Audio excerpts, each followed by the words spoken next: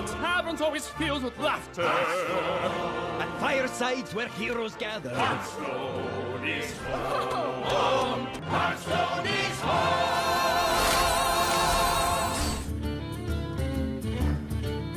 What up, BlizzCon? My name is Ben Brode. I'm the game director on Hearthstone. And my name is Ben Thompson. I'm the art director on Hearthstone. Mean Streets of Gadgetzan just totally capped off the year of the Kraken. Ah, Gadgetzan, the city of opportunity. It was a fantastic set, not only because the vibe was so much fun. What does a Gadgetzan look like on a long enough timeline? How big does a city like that get? And ultimately, what kind of crime families come out of such an environment? 3 major ones, as it turns out. We've got Kazakus leading the Cabal, the magic users of the group. The Jade Lotus? Yeah. Yep, With Jade their, Lotus. With their Jade Golems that they were trying to take over the city of Gadgetzan and eventually the world. Had a good stab at it, but really the grimy goons had a lot to say about that, as it turns out. As fun as the Year of the Kraken was, the Year of the Mammoth is just getting started. 3 new sets are going to fill that out, and honestly, it's going to be one of our biggest seasons yet. If you consider that each one of these expansions has more exciting cards than ever before, and I can't wait. There's a reason it's called the Year of the Mammoth, right? It's a mammoth amount of cards. Also, we went to some cool places in the Year of the Mammoth, starting with Journey to Ungoro. One of my favorite sets already, just based on the fact of who doesn't love dinosaurs, and elementals to boot. The dinosaurs are exploding with elemental energy and adapting. That was one of our cool new mechanics for the set, where dinosaurs could adapt and gain new powers over the course of the game. Probably the biggest thing that we added was the new quest mechanic. Oh yeah.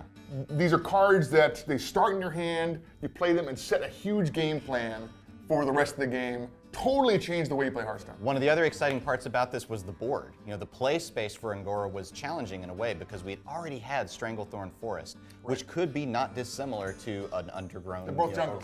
They're both jungles. Green leaves, done.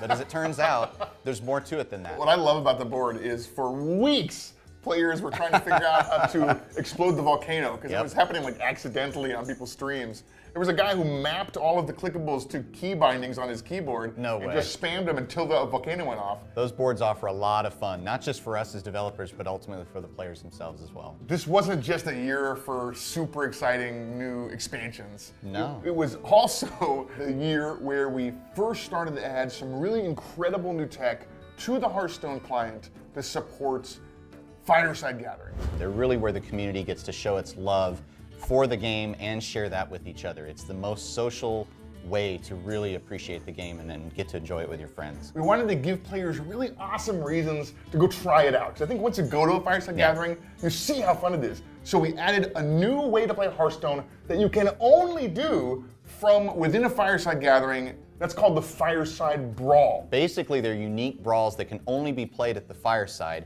and the innkeeper will be the person to set that up. And we designed them in a way to be super fun in person. So they're brawls that are hot seat brawls, where you play 3v3 against another team with the same device, and you just pass the iPad or the phone back and forth between your buddies. It's some of the most fun interaction we've had even within the team as we were developing it, and we can't wait to share it with everybody else. So after Journey to Ungoro, we made, I think, a massive change to the way that our card packs work. No more duplicate legendaries. You cannot get a legendary that you already have. It's a huge change to the way that the packs work.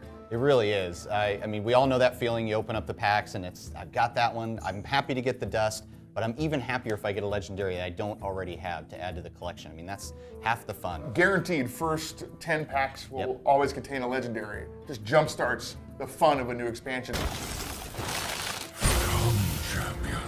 I will annihilate you. Speaking of new expansions. Our second expansion for the Year of the Mammoth was a big one. It was one that we'd been waiting to release for a long time, looking forward to developing, and our fans had been too. We'd been receiving all sorts of requests, really since day one. When are you going to put Death Knights in? How are we going to get to go visit Northrend? And is there going to be a Lich King? And the answer to that was yes. We brought Death Knights in. It wasn't the way people were expecting. I think it was better. We took our 9 heroes. Yeah, we had 9.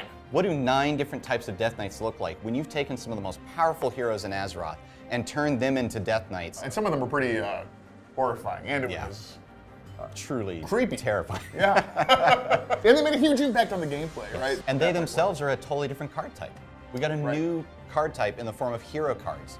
As hero cards, they take the place of your hero in play, add a little bit of armor for the trouble, and give you a new hero power, which did some amazing things to the meta, the way the decks were built, and it was just awesome to watch. 100% agree with everything you said. But this wasn't the first time we fought the Lich King. We had an incredible fireside brawl that was insane in scope because we did it at Gamescom for thousands of players, and we gave the Lich King hundreds of thousands of hit points. It's basically a massive raid, Yeah. really, across the entirety of the Hearthstone floor. When you came to the booth, you got to take part in a huge raid against the Lich King himself. Many players died that weekend. Lots of skeletons lying around. Yeah, and then they were raised as servants of the undead. It was horrible. But fun. But fun. That wasn't all at Gamescom.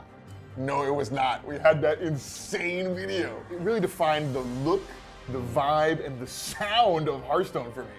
Actually, it's legendary. And so many great characters introduced for the first time that we're going to get to learn even more about in the months and years to come. I can't wait. Honestly, I've seen that video hundreds of times, obviously, as the team was working on it. Yep.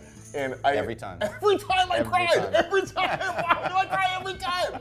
It's so emotional. It's one of my favorite parts of developing for Hearthstone is just waiting to see what people think of the next set, what they're going to do with it, the kind of decks they're going to build with it, and really the response to just the stories that we're telling through them. All of this leads into what I think is the most magnificent capstone for the Year of the Mammoth ever, which we're announcing at BlizzCon. What a great endpoint to 3 amazing sets. It's so hard to not talk about it. I'm so excited for BlizzCon.